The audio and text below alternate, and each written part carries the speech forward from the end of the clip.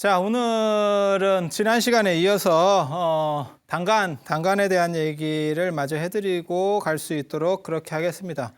자, 이게 굴산사지의 단간이에요. 단간이고 우리나라 이 종교 문화와 관계돼서 가장 재밌는 것 중에 하나는 우리나라에서 유명한 종교들은 외래에서 대부분 다 들어온 겁니다. 들어온 거예요. 그런데 실제로 그 본토에서는 사라지고 우리나라에만 남아있는 경우들도 많이 있습니다. 우리나라에 가장 오래전에 들어온 거는 중앙아시아 계열의 샤머니즘 전통이에요. 단군이라고 하는 것도 그게 원래 탱글이 이래가지고 중앙아시아의 무당을 나타내는 겁니다. 샤먼을 나타내는 거예요. 그리고 한문으로는 이제 재단의 임금 이래가지고 이제 태양신을 숭배하는 사제라는 걸 의미하는 거고, 그래서 원래 옛날에 청동기 사회에서는 이게 거울을 이렇게 동경을 하나 딱 배에다 이렇게 달고 가슴에다가 달고 그러면 번쩍번쩍하니까 이게 이제 그래서 거울, 방울, 칼 이렇게 뭐 삼종신기다 이렇게 얘기하는 거예요. 거울 하나 달고 그 다음에 이렇게 지팡이 위에는 방울이 하나 달려 있고, 그 다음에 칼, 그리고 그러한 것들을 지금까지도 전수받고 있는 게 무당입니다. 칼춤 추고 방울 있고 거울 있고 그렇게 가는 거예요. 그렇게 가는 거예요. 그래서 우리나라 무당들은 그렇게 그 중앙아시아 샤머니즘부터 내려오는 아주 전통적인 그런 강력한, 더 재밌는 거는 중앙아시아에는 지금 샤먼들이 거의 없습니다. 그래서 그 동네에서는 샤먼이 되면 거의 뭐 인간문화재 지정받아야 될 정도로 거의 그쪽은 전멸했습니다. 그런데 이쪽은 또 굉장히 또 많고, 이게 샤머니즘만 그런 것도 아니에요. 유교도 마찬가지입니다. 중국에 유교가 거의 없습니다. 중국에 유교 거의 없습니다. 제가 예전에 96년도인가 중국의 그 공자 손자인 자사의 선생인 증자라는 굉장히 중요한 사람입니다. 중요한 사람이에요. 그런 사람들 무덤, 자사 무덤 굉장히 다 중요한 사람들이거든요. 유교에서는 다 굉장히 중요한 사람들인데, 그런 사람들 무덤 찾으러 갔을 때도 그 동네 사람들이 거길 뭐 하러 갑니까? 이런 식으로 거기 뭐 하러 갑니까? 뭐 한다고? 외국에서까지 와가지고? 이런 식 반응들을 보이고 그랬었어요. 그래서 중국의 유교 별로 없습니다. 우리나라의 유교적인 관점이 훨씬 더 많은 겁니다. 불교도 마찬가지예요. 우리나라를 대표하는 불교는 선종이고 그 중에서 조계종이에요. 임재종 계열의 조계종입니다. 그러니까 조계종 안에 임재종이라는 게 있어요. 예전에 육조 해능 스님이 이제 뭐 아시는 분, 이건 복잡하니까 그냥 간단하게만 말씀을 드릴게요. 육조 해능 스님이 조계산 보림사라고 하는 절에서 처음으로 이렇게 법문을 설하십니다. 그러다 보니까 그 산 이름을 따서 조계산이니까 조계종 이러는 거예요. 조계종 이러는 거예요. 그게 뭐 그런 거 하잖아요. 서산대사 하면 그게 서산에 사니까 서산대사요. 별게 아니에요. 그런 얘기들이 다 별게 아니에요. 서산이 어디지? 서산이 어딜까? 서산대사가 충청도에 살 일은 없고. 남산은 어딥니까? 수도 남쪽에 있으면 남산이에요. 그래서 서울 남산, 경주 남산 이러는 거예요. 그리고 그거는 원래는 중국에서 시작되는 거예요. 중국의 장안 남쪽에 남산이 있어요. 그래서 그걸 남산이라고 하는 거고, 그래서 개나 거리나 다 남산이 아니고 원래는 수도 남쪽에 있는 산을 남산이라고 하는 거예요. 그래서 서울 남산, 경주 남산이 유명한 거고 뭐 그렇게 가는 거예요. 서산이라고 하는 것도 어떤 기준되는 지역이 있어야 동서가 갈릴 거 아니에요. 그죠? 그 서산이 원래는 묘향산이거든요. 묘향산인데 그게 개성 중심으로 서쪽에 있어요. 그래서 서산이라고 합니다. 예전에는 개성도 수도였었잖아요. 고려시대 때는. 그래서 그렇게 나오는 거예요. 그래서 산 이름을 따서 뭐 많이 이렇게 짓는 경우도 있죠. 뭐 천태산에서, 중국 천태산을 시작하면 그게 천태종이 되는 거고 뭐 그런 식으로 됩니다. 그다음에 경전 이름을 따면 뭐 화엄종 이런 식으로, 화엄경을 따면 화엄종. 산 이름을 따거나 안 그러면 경전 이름을 따거나. 뭐 옛날 사람들은 그렇게 많이 합니다. 그렇게 많이 해요. 그래서 그러한 조계종도 지금 현재 우리나라에서 가장 대표적인 조계종도 사실 중국에서는 그렇게 많지 않아요. 일본에도 많지 않아요. 그래서 어느 한 곳이 딱 들어오면, 하나가 들어오면 우리나라는 그거를 굉장히 이렇게 딱 묵수하는, 잘 지키는 뭐 이런 전통도 있어요. 유교도 성리학 같은 경우는요, 중국에 유교가 별로 없지만 성리학은 중국에서 불과 얼마 못했습니다. 주자학이라고 하는 거. 그 뒤에 명나라 때 왕양명이 양명학을 일으키면서 양명학으로 판도가 완전히 바뀌거든요. 그런데 우리나라는 양명학을 수용하지 않아요. 그래서 양명학도 이단으로 몰아붙이고 꼭 주자학만이어야 된다. 이렇게 해서 주자하고 글자 하나만 잘못 해석을 해도 무슨 뭐 사문난적이라고 해서 사약을 매기고, 지금 왜 그 얘기를 갑자기 하냐면 지금 나오는 이 단간지주 문화가 그 중앙아시아 샤먼에서부터 나오기 때문에 말씀을 드리는 거예요. 중앙아시아 샤먼에서부터. 우리나라에 어떤 게 있냐면, 이게 이제 단간지주 중에서 가장 남성적인 단간지주라고 하는 굴산사지. 굴산사 압니까? 범일국사? 범일국사 들어봤어요? 우리나라 세계 무형유산에 들어간 것 중에 뭐가 있냐면, 뭐 울산의 처용, 그 다음에 처용무 들어봤습니까? 그런 거? 네. 그 다음에 강릉의 단오제. 네. 단오제 들어봤어요? 네. 5월 5일 단오. 이게 그렇게 되는 거예요. 그래서 명절도 마찬가지예요. 명절도 우리나라 명절은요 딱 두 가지 종류밖에 없어요. 그게 이제 땡명절, 홀수 땡명절, 그 다음에 보름 명절, 그렇게 놓는 거예요. 홀수 땡명절이 뭐냐면 1월 1일, 네. 3월 3일, 5월 5일, 7월 7일, 9월 9일. 9월 9일은 중양절이라고 하는 거예요. 양이 두 번 겹쳤다. 왜 주역에서는 9라는 숫자를 양이라고 봐요. 양으로 보거든요. 그래서 중양, 양이 거듭됐다. 중양절, 이렇게. 그게 기본 명절이에요. 기본 명절. 그 다음에 보름 명절이라는 게 있잖아요. 정월 대보름. 그 다음에 또 언제 보름이 있어요? 6월 보름, 유두. 그게 유두는 어떤 명절이냐면 잘 모르시죠? 동쪽으로 흐르는 물에다가 목욕하고 머리 감는 거예요. 그게 추수하기 전에 경건하게 재개하는 겁니다. 재개하는 거예요. 동쪽으로 흐르는 물이라고 하는 거는 양기가 충만한 물에다가 재개해서 부정을 털고 풍년이 들 수 있도록 이렇게 기원하는 거예요. 유두 아마 잘 모르실 거예요. 유두 밀떡 먹는 날 뭐 이런 거 있잖아요. 예전에 그 다라다라 갈 때 달 타령할 때 그 유두요. 그게 유두예요. 그 다음에 7월 백중, 7월 보름, 백종. 12월을 전체로 보면 중간에 있다 그래서 백중이라고도 하고, 그 다음에 100가지 종류의 과일이 뭐 익는다 그래서 오곡백과가 익는다 그래서 백종이라고도 합니다. 그걸 절에서는 우란분절이라고도 하고. 7월 보름에 곡식이 다 여물어요? 여물어요? 지금 요즘 제주가 많이 좋아져 가지고 8월 보름에 햇살이 막 나오고 이런 거지, 예전에 8월 보름에 그렇게 햇살이 많이 나오는 것도 아니었었어요. 그죠? 근데 7월 보름에 왜 그럴까? 7월 보름에 뭐가 나올까? 나온다고 저렇게 백종이라고 할까? 100가지 종류가 나온다는 얘긴데 뭐가 나오죠? 우리나라는 땅이 작아가지고 이게 계절이 똑같습니다. 그러니까 비가 오면 전국적으로 비가 오고 다 그렇게 되는 거예요. 근데 중국 같은 데는요, 그게 7월 보름이 우리 한가위택인 데도 있고 8월 보름이 한가위택인 데도 있어요. 땅이 넓으니까. 이해가 됩니까? 네. 그래서 걔네 기준에는 7월 보름도 되고 8월 보름도 되는 거예요. 추수감사절이. 일종의, 알겠어요? 네. 그래서 그렇게 가는 거예요. 그래서 걔네 기준에 맞춰서 하다 보니까 7월 보름 명절도 있고 8월 보름 명절도 있고 이러는 거예요. 그렇게 가는 거예요. 그렇게. 그래서 이렇게 보름 명절도 있고, 그 다음에 홀수가 겹치는 게 명절이에요. 아까도 얘기했지만 1월 1일, 3월 3일, 5월 5일, 7월 7일, 9월 9일. 굉장히 쉽습니다.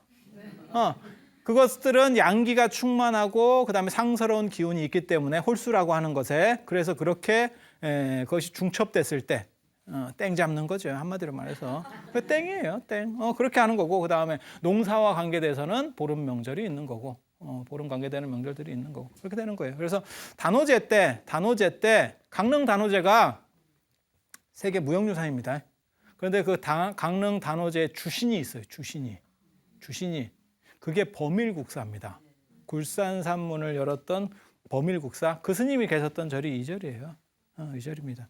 그래서 이 절의 단간지주 가장 남성적이고 굉장히 큽니다. 사람이 여기 한 3분의 1 정도밖에 안 될 거예요. 사람 키가. 이건 분황사 단간지주. 앞쪽에 황룡사 쪽에 붙어 있기 때문에 혹 잘 모르는 사람들은 황룡사 단간지주인가 이렇게 생각하는데, 분황사 단간지주. 깎아놓은 게 좋은가요? 이렇게 남성적인 게 좋은가요? 사진으로 보면 깎아놓은 게 좋아요. 그죠? 근데 직접 가서 보면요, 이 포스라는 게 장난이 아닙니다. 이 안 다듬어 놓은 상태에서 큰 거 있잖아요. 거기서 오는 이 강렬함이라는 거는 이거 뭐 대단해요. 이런 거. 이것도 내가 깎아놓은 저기 어디야? 저 부속사. 의상대사 계셨던 부속사 단간지주. 철단간 내가 이렇게 쓰였다는 거고, 이런 것들이 이제 중간에 나무로다가 놓으면 이제 목단간이 되고 돌로다가 놓으면 석단간이 되고 그래요. 어떤 게 만들기가 제일 좋을까요? 나무가 제일 편했겠죠. 근데 나무가 저렇게 긴 나무가 하나로 탁 한다는 게 쉬운가요? 안 되면 중간을 이런 식으로 해가지고 연결시킵니다. 이런 식으로 해서 여기다 핀 하나 꽂고 이렇게 해서 연결시켜요. 근데 나무로 만들면 좋을 것 같은데 여기는 왜 쇠로 만들었을까요? 나무로 만들면 단점이 뭐냐면 썩죠. 그죠? 뭐 그거 어쩔 수 없겠지. 쇠로 만들면 일단 더 오래 가죠. 그런데 왜 쇠로 만든 게 많이 안 남아 있냐면 쇠는 예전에는 이게 다 현찰입니다. 그러다 보니까 절이 힘이 강할 때는 이런 걸 지켜낼 수 있겠죠. 하지만 힘이 약하면 어떻게 되냐면 다 이제 뜯어가는 거죠. 이게 자세히 보이는지 모르겠는데 중간에 대나무 같이 이렇게 한 덩어리가 있습니다. 이렇게 끊겨져 있어요. 전체가 이렇게 보면 하나가 연결된 게 아니고 이렇게 끊겨져 있어요. 이렇게 만들어서 붙인 거예요. 하나를 통으로 못 뽑으니까, 요즘이야 기술이 좋으니까 통으로 쭉 뽑으면 되지만 예전에는 저게 불가능하잖아요. 그러면 하나 만들고 또 올려가지고 또 붙이고 이렇게 가는 거예요. 돌로 만드는 게 제일 좋을 것 같아요. 돌도 깨졌네 중간에. 이런 건 왜 깨졌을까? 저런 게 아마 벼락 이런 거와 관계될 거예요. 벼락을 맞고 뭐 이렇게. 중국에서 실제로 사용되고 있는 단간, 저렇게 이제 용도들이 쓰인다고 보시면 돼요. 이게 승덕이라고 아십니까, 중국에? 여기가 어디냐면 열하예요. 열하합니까? 모르고 그냥 한 것 같은데. 박지원의 열하일기에 나오는 그 열하예요. 그 열하. 그게 밑에서 뜨거운 물 나온다 그래서 온천같이 이렇게 뜨거운 물이 나온다 열하거든요. 거기에 중국의 황제들이 옛날에 피서를 갔었어요. 북경의 자금성은 굉장히 덥습니다. 그리고 자금성의 특징 중에 하나는 나무가 없다는 거. 자객이나 이런 사람들이 숨을까 봐 나무가 없어요. 그래서 더 더워요. 청나라 황제들은 만주족 그 사람들은 약간 추운 데 살았었거든요. 만주에 살았으니까. 그러니까 더운 데서 못 견디는 거지. 한족들은 계속 대대손손 더운 데서 산 사람들은 체질이 또 적응이 돼 있어요. 그러니까 한족들은 관계가 없는데 만주족들은 이거 더워. 그렇지 않겠어요? 인도 사람들은 영상 5도에 얼어 죽어요. 그런 게 해외 토픽에 나오거든요. 물론 영상 5도인데 우리나라 영상 5도보다는 좀 더 춥습니다. 왜냐하면 거기 수분이 많아가지고 습도가 높으니까 더 추워요. 이게 체감 온도는 더 추운데 그래도 영상 5도에 얼어 죽지 않습니다. 우리나라 사람들은. 그런데 그 동네 사람들은 얼어 죽는 게 더위라고 하는 것에 익숙해져 있기 때문에 체질이 추운데 견디지를 못하는 거예요. 내나 그런 거예요. 그래서 중국의 만주족 황제들이 여기로 피서를 가요. 그래서 열하의 피서산장이라고 하는 겁니다. 여기에 중국 청나라 때 불교가 번성했기 때문에 그때는 라마교, 티베트 불교가 번성했기 때문에 티베트 사찰들을 이렇게 다 모사해 놓은 게 있습니다. 포탈라궁, 달라이라마가 지금 예전에 계셨던 티베트의 포탈라궁도 여기에 그대로 모사가 돼 있어요. 똑같이 건축을. 뭐 똑같지는 않아요. 가보면. 근데 자기네들은 이제 똑같이 한다고 했었던 그런 유적들이 있어요. 그걸 외팔묘라고 합니다. 8개의 큰 사찰들. 자, 이렇게. 그 중에 하나 이제 이렇게 당을 세워놓는 이런 모습. 이거 오대산인데 여기는 쌍으로다가 당을 쌍으로 세웠어요. 당을 쌍으로 세웠죠. 촛대같이 양쪽에. 그죠? 굉장히 멋있잖아요. 이렇게. 그래서 중국 같은 경우는 당간을 2개 세우는 경우도 상당히 많아요. 근데 우리나라는 하나 세워요. 그래서 이게 2개래서 좌우 당간이라고 했는지, 안 그러면 당간지주가 양쪽이 똑같이 생겨서 좌우 당간이라고 하는지, 이게 이제 말이 왔다 갔다 해요. 아직까지도. 근데 우리나라는 특징이 외당간이에요. 외당간. 쌍당간이 아니고. 중국은 이렇게 쌍당간이 있습니다. 딱 국기봉같이 생겼잖아요. 양쪽에 딱 깃발 올리고. 깃발을 올린 거가 있으면 더 좋았을 건데 뭐 이렇게 되는 거죠. 이게 뭔지 아세요? 소떼예요. 소떼하고 장승. 소떼하고 장승. 앞에 장승 있고 그죠? 왼쪽에 장승, 오른쪽에 소떼. 소떼가 뭔지 아시죠? 위에다가 뭐 기러기 같은 거 하나 꽂아놓고 이렇게 짝대기로, 그죠? 저게 중앙아시아 샤머니즘에서 나오는 거예요. 그리고 저 소떼가 뭐냐면 결국 저 단간이 되는 거예요. 단간이 되는 거예요. 예전에 그 중학교 역사책인가 보면 뭐가 나오냐면 소도라고 하는 데가 있고, 근데 소도라는 게 옛날에 있었다고 나왔습니다. 책에. 지금도 교과서에 나올 거예요. 이제 조금 오락가락하는 건 분리하면 교과서 바뀌었다 이렇게 주장하면 되는데 그런 거는 그냥 계속 나오는 거기 때문에 그게 원래 삼국지 위주 동의전에 보면 나와요. 소도라는 데가 있고 거기는 신성지역이고 제사를 지내는 신성지역이고 그쪽으로 범죄자가 도망가도 잡을 수가 없다더라. 이렇게 성역인 거예요. 그러니까 뭔가 성역. 뭔 뜻인지 아시겠죠? 그 앞에 세우는 표찰이 일종의 저 소떼예요. 소떼예요. 중앙아시아는 이렇게 평야지대로 이렇게 쭉 벌쳐져 있기 때문에 뭐가 없어요. 그러니까는 뭐가 이렇게 보이는 게 마땅한 게 없습니다. 그래서 거기서 뛰어노는 걸로 이제 대단한 게 사슴, 그 다음에 새, 그거밖에 없습니다. 그거밖에 없습니다. 그래서 이런 것들이 걔네들의 어떤 신성한 상징이 돼요. 그래서 우리나라에 그 두 가지가 다 들어오죠. 다 들어와요. 그래서 우리나라에 들어와서 그게 이제 사슴 뿔이 바뀐 게 신라 왕관입니다. 금관. 이게 나무고 이거는 나무예요. 중앙아시아에 보면 큰 나무들이 있거든요. 나무가 있고 보통 신라 금관을 날출자가 3개가 있고 이 옆에 보면 사슴 뿔이 이렇게 나와 있어요. 사슴 뿔이 나와 있어요. 양쪽으로 이렇게 돌려 있는. 진짜요. 그리고 서봉총 금관, 서봉총에서 발견된 금관 같은 경우는 이쪽 위에 새도 한 마리 있어요. 그래서 중앙아시아에서 내려오는 거예요. 그리고 예전에 선덕여왕 드라마 같은 거 할 때 보면 이제 왕이 이렇게 왕관을 쓰고 나오는 대목이 나오는데 불교가 본격화되면서는 이 금관은 쓰지 않습니다. 저거는 샤머니즘 전통이고 불교가 이제 보편화되면 저런 금관 착용하지 않습니다. 점점 바뀌는 거예요. 그러니까 저건 샤머니즘에서 지금 중앙아시아에도 이런 비슷한 게 있어요. 이렇게 화려한 건 아니지만 이렇게 비슷한 게 있어요. 그게 샤먼들이 쓰는 거예요. 그래서 사슴 이렇게 나무가 있고 중간에 나무 있고 금으로 만들어요. 중간에 나무 같은 모양이 있고 그다음에 양옆에 사슴 이렇게 있고 뭐 이렇게 이런 것들이 있습니다. 그래서 이 소떼라는 거는 그렇게 신성한 곳을 상징하는 그러한 표찰이에요. 표찰.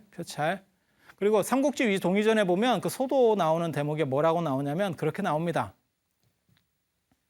소도 앞에 큰 나무를 세우고 잎 대목 큰 나무를 세우고 그 위에 북 같은 걸 달았다. 이렇게. 그리고 그 다음에 무슨 구절이 나오냐면 불교하고 비슷하다. 이게 되게 재밌는 구절이에요. 불교하고 비슷하다.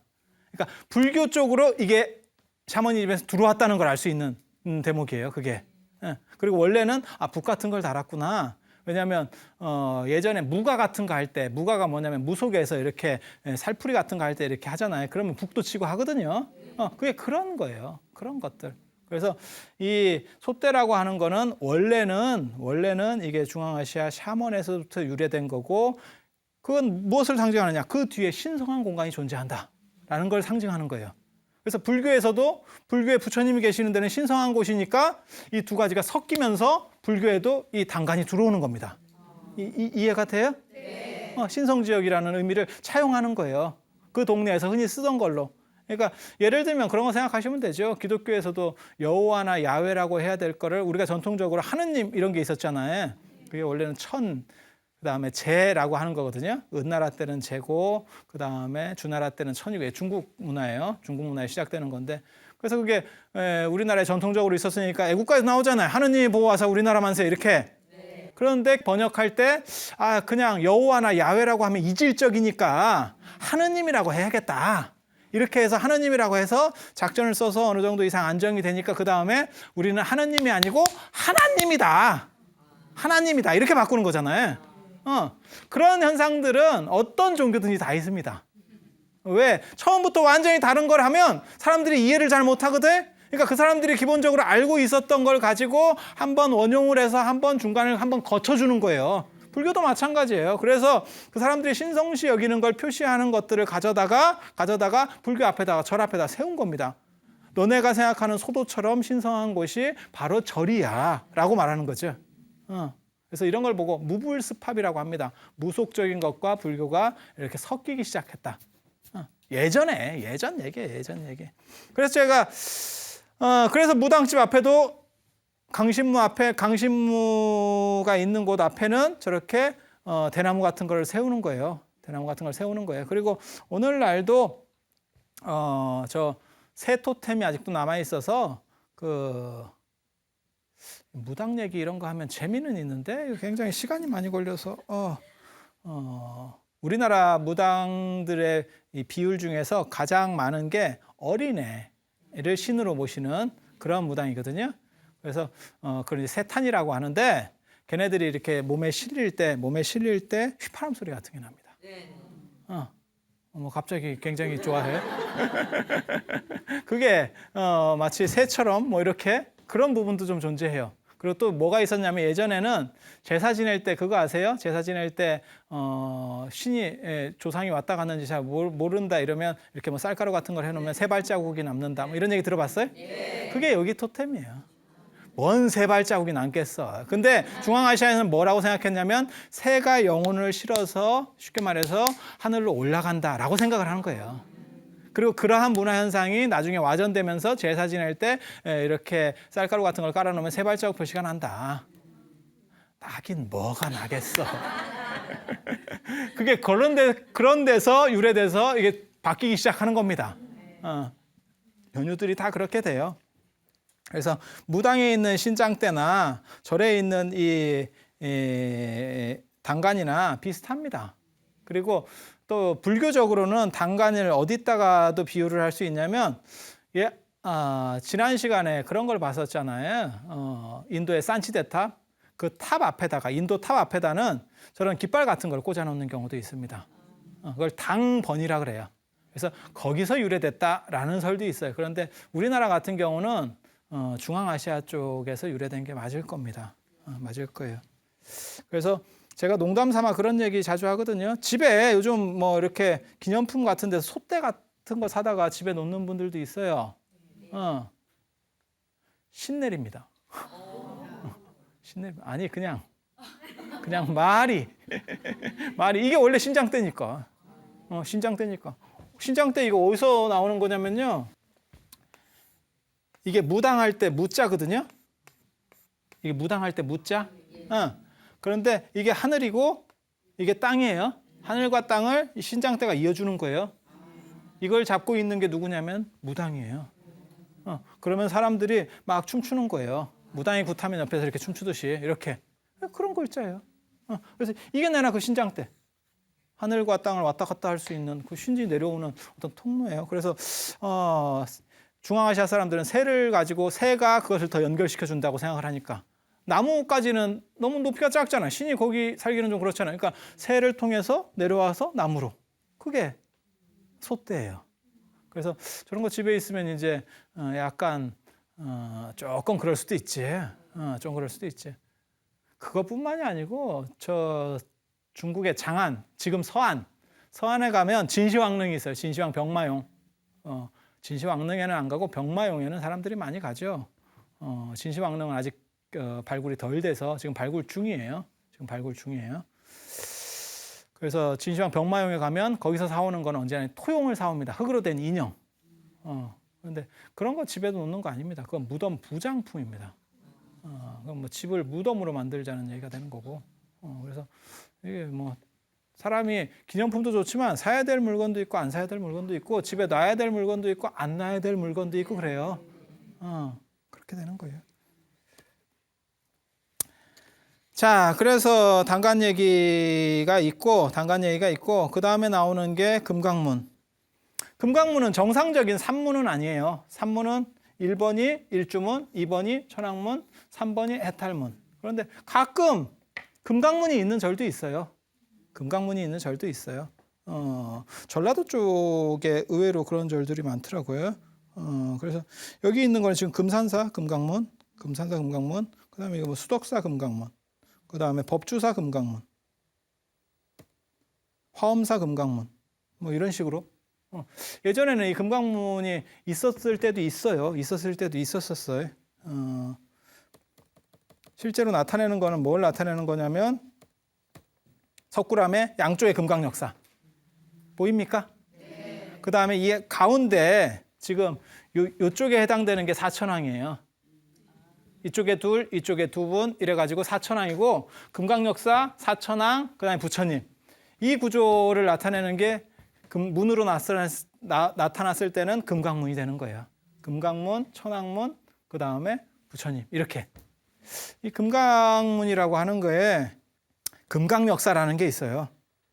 금강역사라는 건 뭐냐면 일반 코끼리의 뭐 100만 배의 힘을 가지고 있는 아주 대단한 뭐랄까 수문신에 해당하는 그런 역사예요.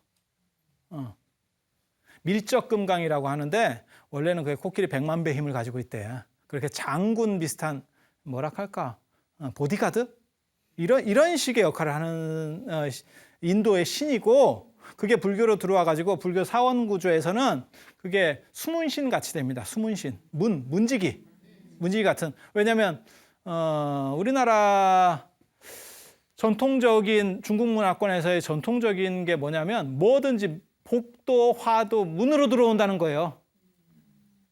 그런 거 처음 들어봤습니까? 문으로 들어온다는 거예요. 귀신도 문으로 들어온다니까? 문 안 열어주면 귀신이 못 들어와. 그 고정관념이 있어서 사람이 고정관념이 있어서 뭐 생각하시면 되냐면 여러분도 마찬가지예요. 꿈꿀 때 생각해 보세요. 꿈꿀 때 벽으로 들어갑니까? 문으로 들어가죠. 귀신도 그렇다는 거예요. 고정관념이 있어서 꿈이니까 벽으로 들어가도 될 것 같잖아. 그죠? 꿈이니까. 그런데 사람이 문으로 들어가야 되고 벽은 안 돼라고 생각을 하는 게 고정관념의 머리가 있기 때문에 꿈속에서도 문으로 들어가요. 딱 그렇게 되는 거예요. 꿈속에서도 날아다닐 수가 없는 거고 그렇게 되는 거예요. 그래서 그런 귀신이 된 뒤에도 그 습이 남아가지고 문으로 다닌다는 거예요. 그래서 모든 좋은 거나 나쁜 거는 문으로 들어오기 때문에 문에다가 여러 방침들을 합니다. 그게 입춘대길 이런 거, 입춘첩이라고 하는 거거든요. 그런 거 써붙이는 것도 그렇고, 금줄도 원래 그 문에다가, 다 그렇게 하는 거예요. 문에다가. 복 들어오라 그러면 복자 뒤집어 써가지고 뒤집어 놓고 뭐 이런 거 있잖아요. 그렇게 하는 거예요. 그 중국집 같은 데 가봐. 그 중국 사람들은 원래 그거 되게 좋아하거든. 근데 우리나라는 이제 별로 잘 안 해요, 그거를. 대신에 우리나라에서 많이 하는 거는 박쥐 하죠, 박쥐. 박쥐 있습니까? 봤습니까?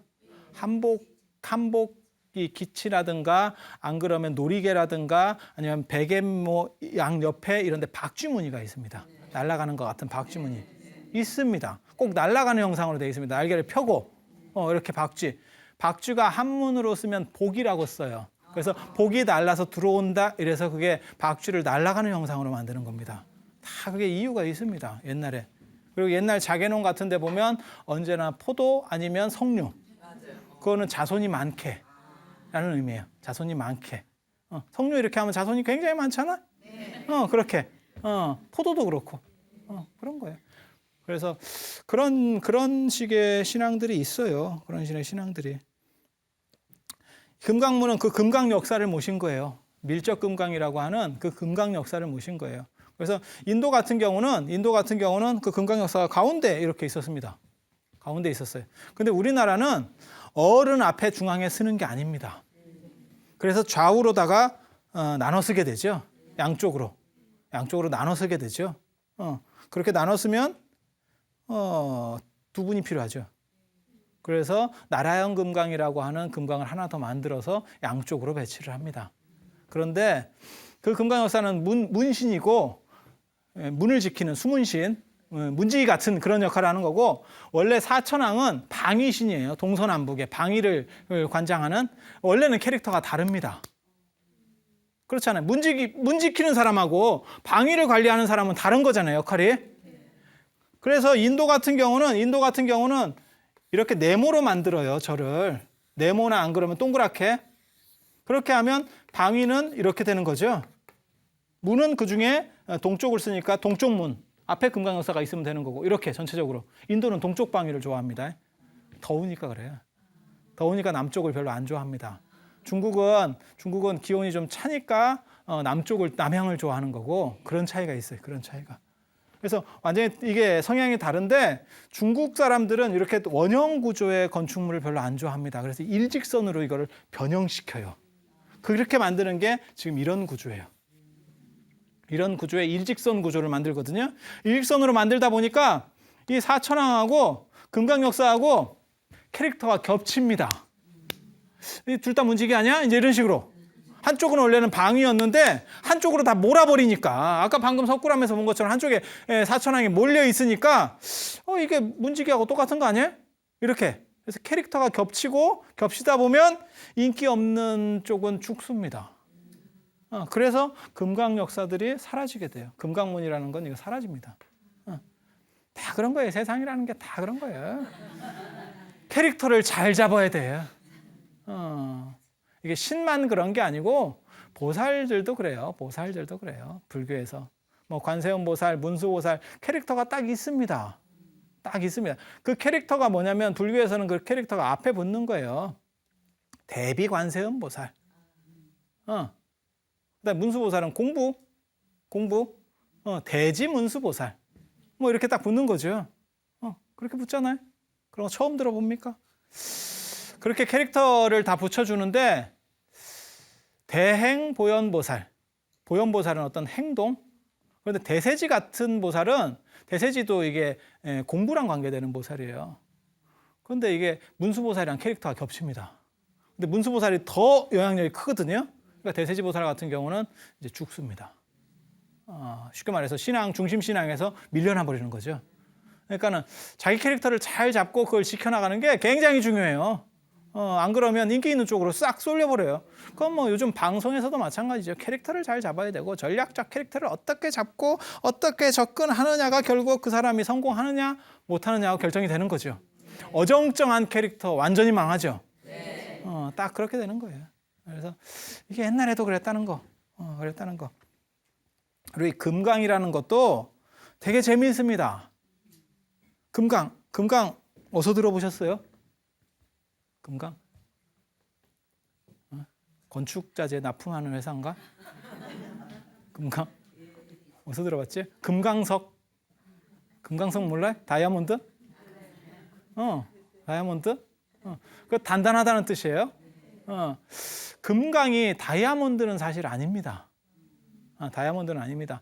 다이아몬드는 1600년대까지만 해도 다이아몬드는 값어치가 별로 없었어요. 유럽에서 연필 하나를 사기 위해서 다이아몬드를 한 주머니를 줬다 해요.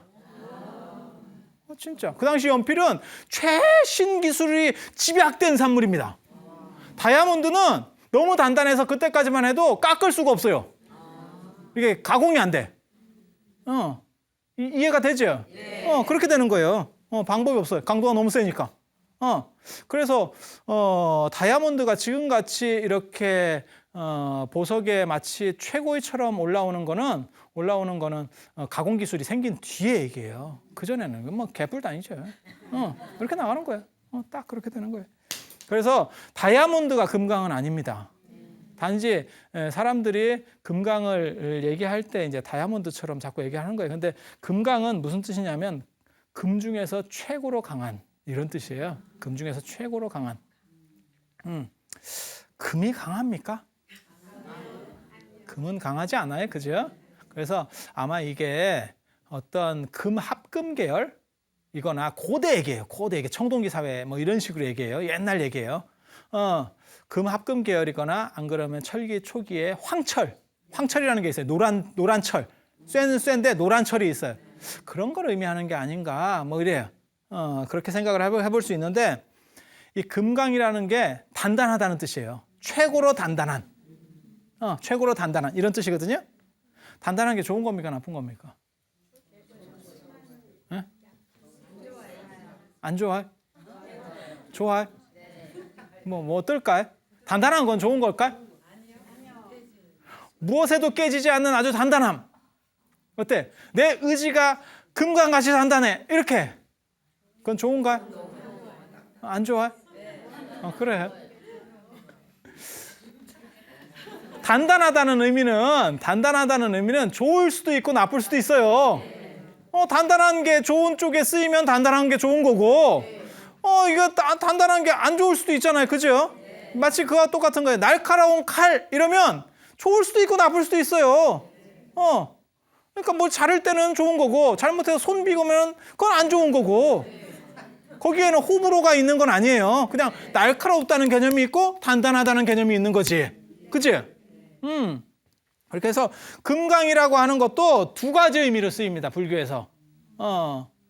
일반적으로 지금 널리 쓰일 때는 어떻게 쓰이냐면 금강경 하듯이 모든 것을 삿된 것들을 다 파괴하는 가장 강력하고 본질적인 것, 그런 지혜를 상징할 때 금강이라 그래요. 불교에서의 최고의 지혜는 금강 같은 그런 굳고 단단하고 그다음에 다른 이런 자잘한 것들을 다 물리쳐버릴 수 있는 그런 강력함이라는 의미로 쓰일 때도 금강이라 그래요. 그런데 또 다른 의미로 쓰일 때 어떤 의미로 쓰이냐면 지옥도 금강으로 되어 있습니다. 지옥이. 불교는 경전이 워낙 많다 보니까 그런 것들을 다 세세하게 기록해 놓습니다. 그러니까 그걸 다 읽으면 머릿속에 이렇게 구조가 다 만들어져요. 어디에 뭐 있고 어디에 뭐 있고 어디에 뭐 있고, 가봤다는 뜻으로 얘기하는 건 아니고, 그렇게 해서 굉장히 재미있습니다. 그런데 지옥의 진료가, 지옥을 만들고 있는, 싸고 있는 것이 금강이에요. 왜냐하면 지옥에는 화탕지옥 뭐 이런 게 있거든요. 막 불이 나고 막 이게 모든 걸 다 태우는 거예요. 근데 다 태워버리면 지옥이 녹아서 없어지잖아요. 그러니까 지옥은 금강으로 되어 있다 하는 거예요. 그래서 철의금강이라고 합니다. 그걸 철의금강. 철의금강. 그래서 금강산 속에 지옥이 있다는 얘기가 나와요. 옛날 기록에 그렇게 나온다고. 그래서 금강이라고 하는 거는 부정적 이미지도 있어요. 원래는 부정적 이미지도 있어요. 그런데 나중에 불교에서 대승불교로 오면 금강반야처럼 반야를 상징하는 게 금강이에요. 지혜를 상징하는 게 금강이에요. 그러다 보니까 금강은 좋은 이미지로 되고 금강산도 좋은 게 돼요. 그래서 우리나라에 금강산이 있는 거잖아요. 그죠? 저 금강산이 어디서 나오는 얘기인지 아세요? 원래 화엄경 보살주처품이라는 데 보면 어떤 보살이 어디에 산다라는 거를 쭉 기록해 놨어요. 그중에서 동북 쪽에 금강산이 있고 거기에 법기보살, 담무갈보살이 산다 라고 경전에 돼 있어요. 그래서 인도에서 동북 쪽으로 보면 어디냐? 우리나라쯤 안 되겠느냐? 라고 해서 금강산이 되는 거예요, 저게. 그게 그렇게 되는 거예요. 그러니까는 원래 나오는 원어는 인도에서 나오는 얘기라, 화엄경에서 나오는 얘기라, 우리나라 금강산 얘기도. 그래서 이게 굉장히 불교하고, 그러니까 인도가 우리나라랑 굉장히 먼 나라다라고 생각할 거는 아니에요. 그리고 그 금강산에서 나올 때는 금강이 좋은 긍정적 이미지로 쓰이는 겁니다. 이 금강 역사 한번 봅시다. 힘 좀 쓰게 생긴 게 아니고 이건 굉장히 재밌게 생겼네, 그죠? 중국 금강 역사. 이건 적화금강, 중국에는 또 적화금강, 그 다음에 피수금강 이래가지고 수화에다가 붙여서 불을 나타내는 금강은 빨간색, 몸이 빨간색. 그다음에 물을 나타내는 금강은 이제 파란색, 이런 식으로 불의 재앙이 이제 크니까 이런 걸 하는 경우도 있어요. 중국에는 이렇게 금강 역사들이 이렇게 있고, 금강 역사의 특징이 뭐냐면 옷을 벗고 있다는 거죠. 지금 앞에 있는 옷 벗고 있고 근육질로 되어 있는 게 금강 역사고, 뒤쪽에는 사천왕입니다. 사천왕은 옷을 다 입고 갑옷을 입고 있죠. 벗고 있는 쪽이 셉니까? 갑옷이 더 셉니까? 누가 지위가 더 높을까요? 그래, 갑옷 입은 사람이 세겠지, 높겠지, 그죠? 벗고 있는 계열, 몸 이렇게 해가지고 벗고 있고, 이렇게 식스팩 쭉쭉쭉쭉 있고, 이런 사람들이 대부분 우리 인식에 안 셉니다. 그러니까 힘은 좋은데 직급이 낮죠? 네. 그렇지 않겠어요? 네. 아니, 왕이나 귀족들이 옷 벗고 이렇게 막 힘쓰고 이러고 있겠어요?